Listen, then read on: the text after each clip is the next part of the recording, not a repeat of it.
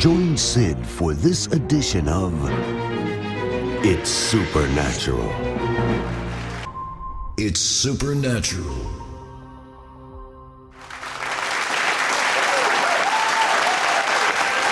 Bienvenue, Saint-Esprit. Tu es notre invité le plus important.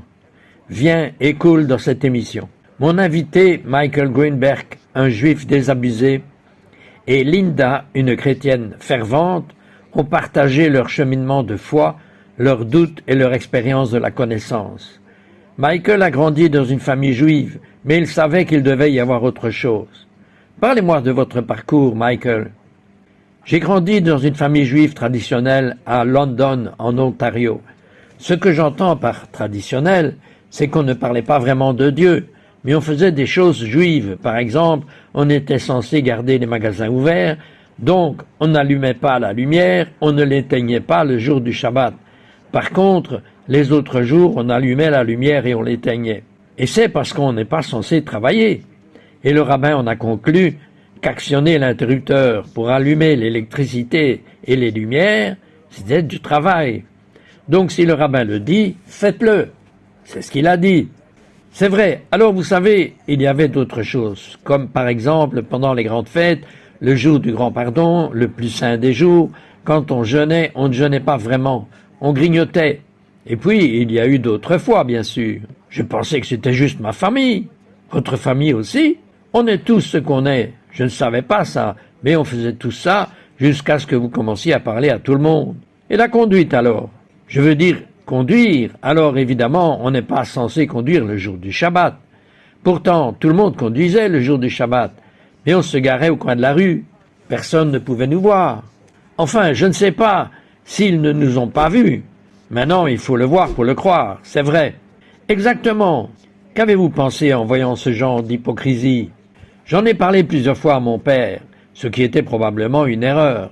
Il n'était pas intéressé à entendre ces histoires, ni à écouter son fils parler de ces choses qu'il ne pouvait pas expliquer. C'est ce qu'on faisait. Il a dit, c'est ce qu'on fait. On fait tous ça. Vous avez subi l'antisémitisme. Vous avez même été tabassé pour avoir trouvé un moyen d'aller à l'école à plusieurs reprises. Et la raison qu'ils ont donnée, c'est que j'avais tué Jésus. J'ai dit, tuer Jésus? Je ne connais même pas Jésus. Enfin, qu'est-ce que c'est que ça? J'ai encore des cicatrices à l'arrière de la tête, là où ils m'ont fait mal. Oui, c'est assez surprenant. Vous aimiez les chants de Noël à l'école, quand ils les chantaient. Même s'il y avait quelque chose d'ancré en moi, je ne sais pas quoi, je l'ai découvert des années plus tard. C'était aussi ancré chez mon père, mais il n'en parlait pas. J'aime les chants de Noël. À l'école, on avait une Bible et on faisait ce qu'on appelait des débats bibliques. Alors, il citait un verset à voix haute et le premier qui se levait gagnait. J'avais un Ancien Testament en morceaux avec d'énormes déchirures et un gamin juif gagnait tout le temps. Et si quelqu'un vous avait posé la question, quand vous étiez enfant, connaissez-vous Dieu? Qu'est-ce que vous auriez répondu? On ne parlait pas de Dieu, il n'y avait pas de discussion sur Dieu. Je demandais à mon père, qu'est-ce qui se passe après la mort? Et il répondait, c'est le noir complet, il ne se passe rien. Alors j'étais désillusionné par rapport à tout cela. J'avais plein de questions et je n'avais pas de réponse. Alors, à l'université, et c'est choquant, vous choisissez une spécialisation. Quelle était votre spécialité?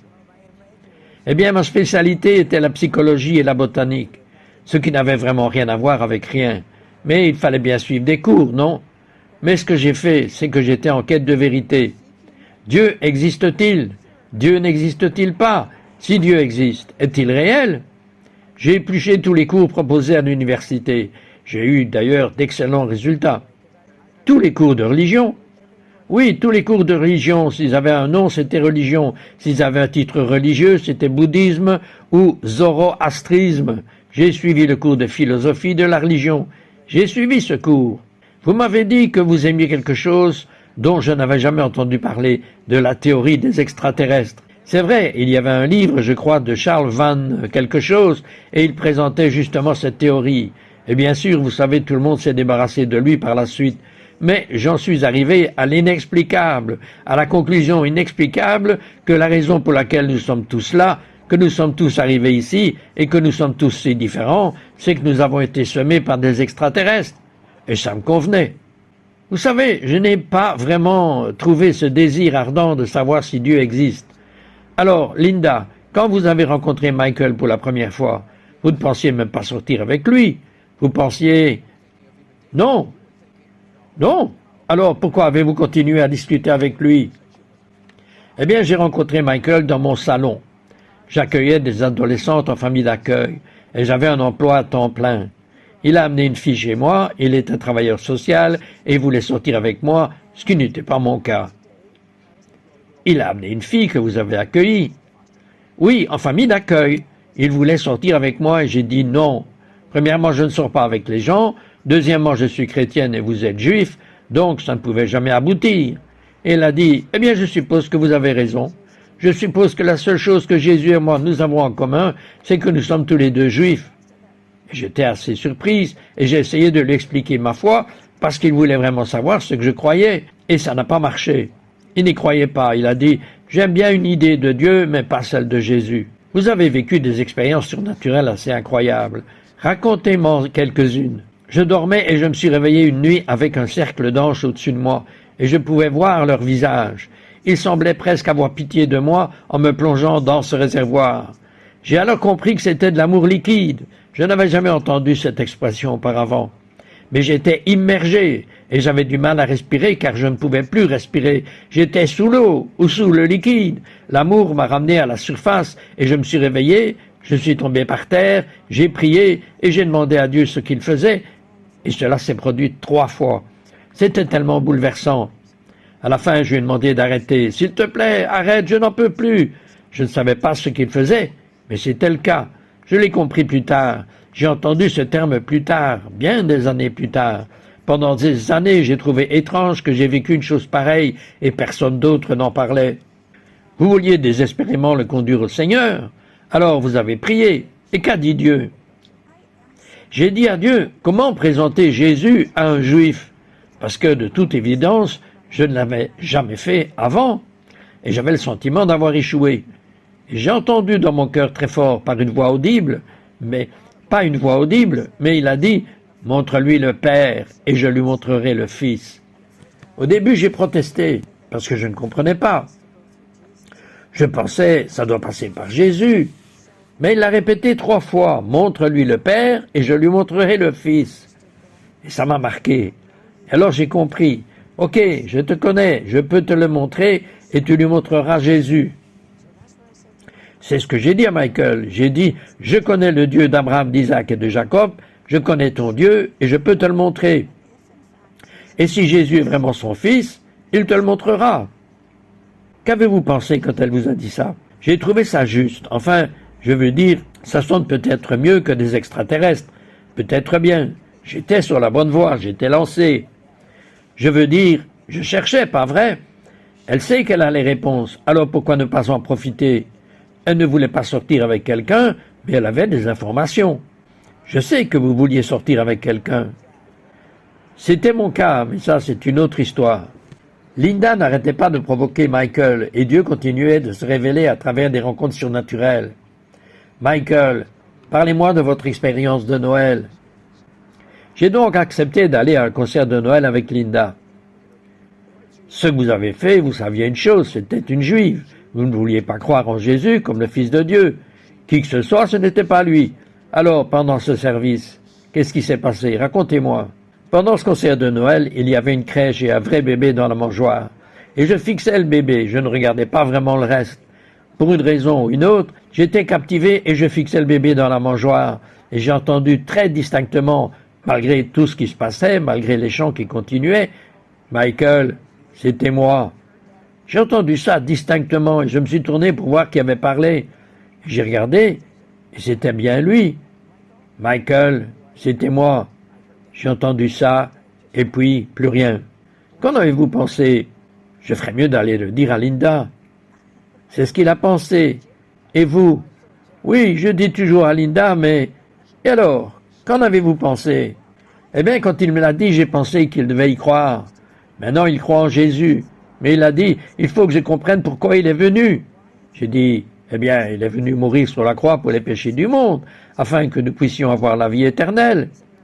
Il a dit, non, je ne crois pas. Non, ça n'a aucun sens. Je pense qu'il est venu parce que nous ne comprenions pas. Et puis il est redevenu Dieu. Je me suis dit, Seigneur, viens-tu de nous en montrer une partie? Alors il vous a demandé en mariage et vous avez accepté. Pourquoi? Je savais que Dieu était fidèle à sa promesse et je savais que la parole du Seigneur était vraie et qu'il ferait ce qu'il avait dit. J'espérais qu'il le ferait avant le mariage, mais il ne l'a pas fait. Le surnaturel ouvre les cœurs de ceux qui cherchent la vérité. À tout de suite.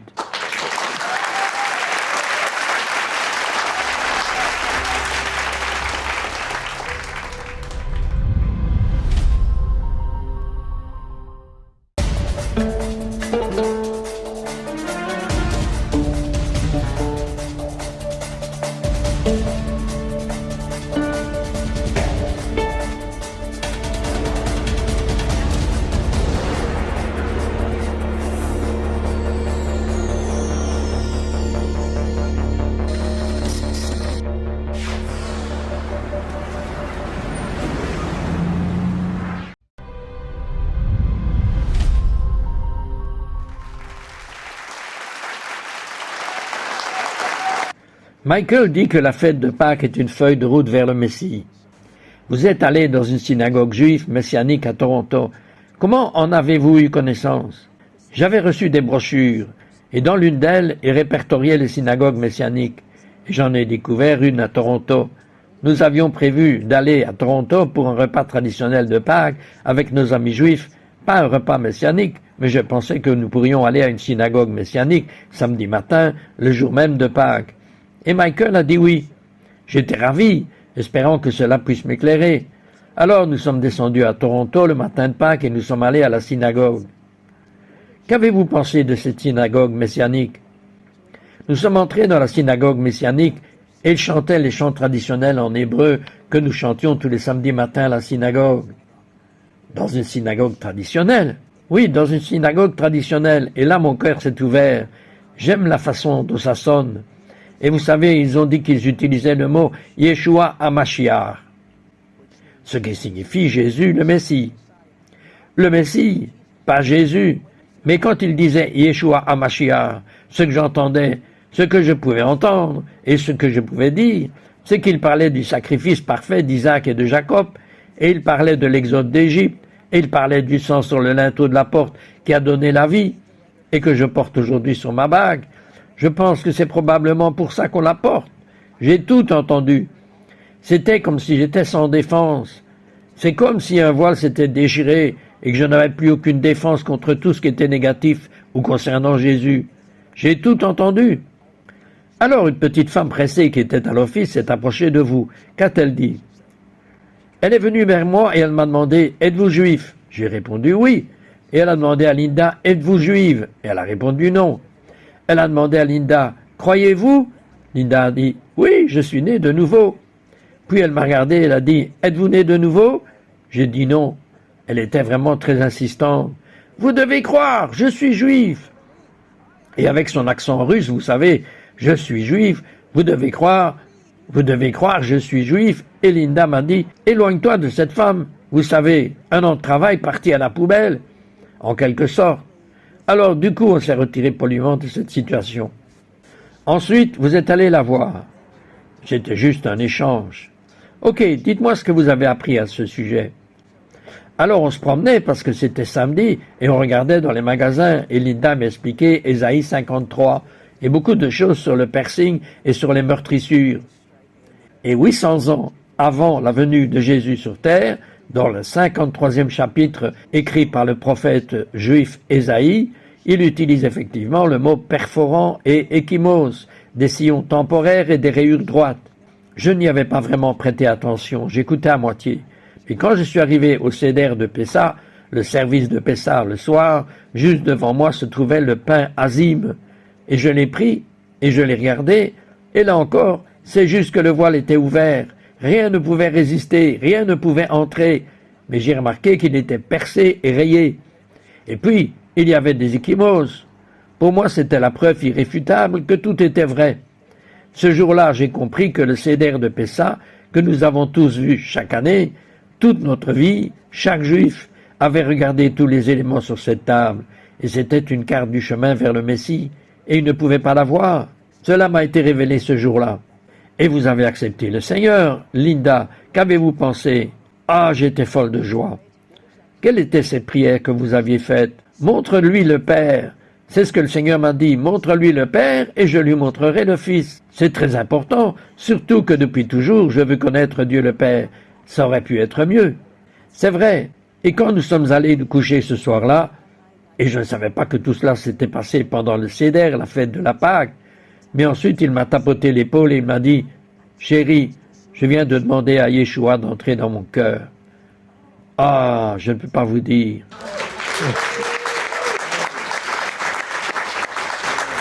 Il y a quelques années, mais vous avez encore des larmes aux yeux, alors. Oh, c'était tellement profond, merci Seigneur, Dieu l'a fait. Et comme si cela ne suffisait pas, peu après, quelqu'un a prié pour que vous soyez tous les deux remplis du Saint-Esprit. Qu'en avez-vous pensé? C'est vrai, alors mon ami Harvey est arrivé. Ce juif messianique était vraiment très enthousiaste en parlant de celui dont Linda avait parlé et avait donné sa vie à Jésus. Il est venu avec tous les livres qu'il avait. Linda et moi avons fini par parler en langue et nous étions remplis du Saint-Esprit.